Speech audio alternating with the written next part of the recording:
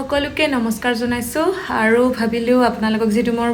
আমাৰ বাগানখন বহুত দিন ধৰি দেখুৱা নাই কি অৱস্থা হৈ আছে ভাবিলো আপোনালোককো দেখাও মানুহজনে ধুনিয়াকৈ দেখিছে নহয় এতিয়া খুঁটি কেডাল লগাই কেনে ধুনিয়াকৈ মোক বাগানখন বনাই দিছে মানে ইমান দেখিয়ে ভাল লাগে আৰু ইমান ধুনিয়াকৈ জাতিলৈকৈ এটা লাগিছে আপোনালোকক নেদেখুৱা কেনেকৈ থাকিম একাৰণে ভাবিলো আপোনালোককো দেখাও আৰু দুই তিনিটা মান চিঙি লৈ আহো আৰু এইবিলাক যে দেখিছে লাল শাক ইয়াতে মানে পাঞ্জাবত এইবিলাক শাকক লাল শাক বুলি কয় আমাৰ ইফালে কি বুলি কয় নাজানো কোনোবা জানে যদি কমেন্টত জনাবচোন দেখিছে নহয় কিমান দীঘল কাৰ ঘৰত এনেকুৱা জাতিলাও লাগিছে জনাবচোন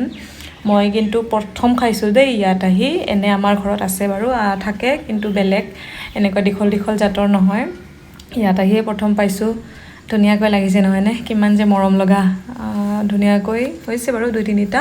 খাবৰ কাৰণে আৰু বাকি একেডাল পদিনা মই ঘৰৰ পৰা লৈ আহিছিল দেখি